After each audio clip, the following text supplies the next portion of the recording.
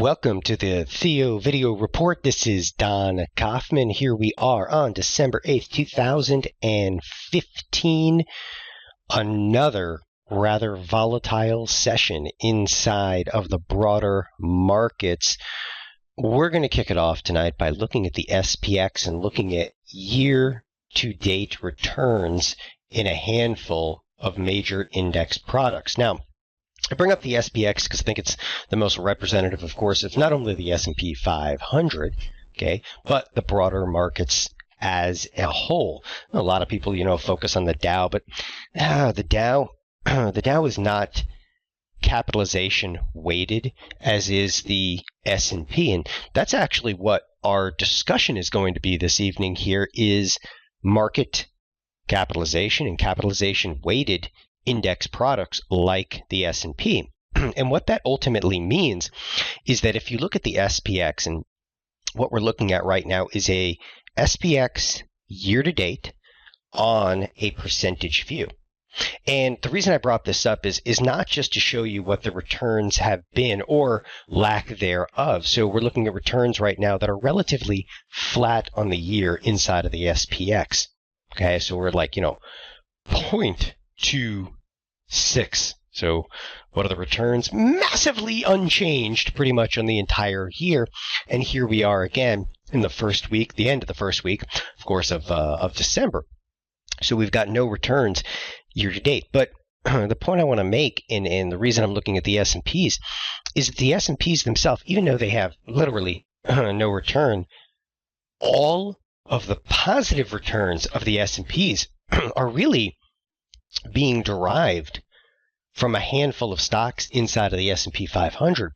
And those handful, are directly on my watch list. And I've actually stacked them now on my watch list to watch them appropriately and very, very carefully. So even though that inside of today's trade, so the S&Ps were down 13 today. The S&P futures here, right up there, the S&P futures are down 22 here in the after hours.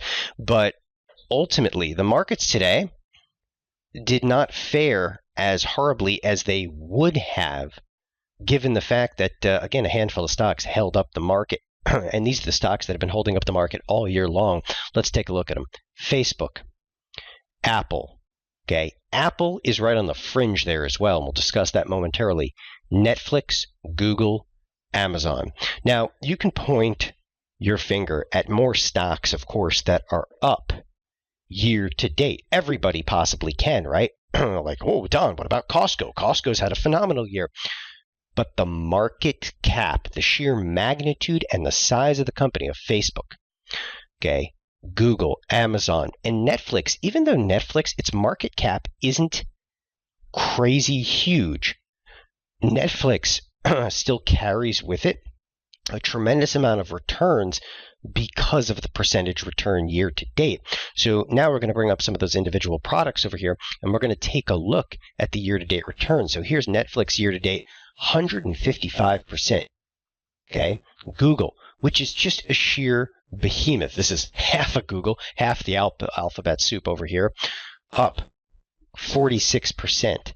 Amazon, an absolute, again, behemoth in terms of market cap, up 119%.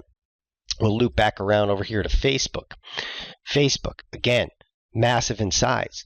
We'll call it 6% return year to date. Now, Apple. Now, I threw Apple in this particular list, but Apple's returns are still only 8%. But of course, it is the largest market cap in the known universe. Up 8%. It's not half bad.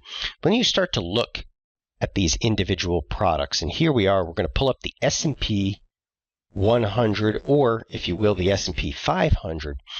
And what this heat map is doing is each one of these boxes represents, market cap, sheer magnitude of the company. Facebook, $300 billion company, and you'll see how much a few of these individual stocks are capable of moving the entire market. So the reason, again, I brought up this year-to-date returns of the SPX is there are 4 to 5 stocks that you want to keep your eye on at this point moving forward to see if markets are going to break lower. If you had not had such spectacular returns in Google, in Amazon, in Netflix, in Facebook, you have to realize the market not only wouldn't be flat on the year, but the markets would actually be down anywhere from 10 to 15%. Okay?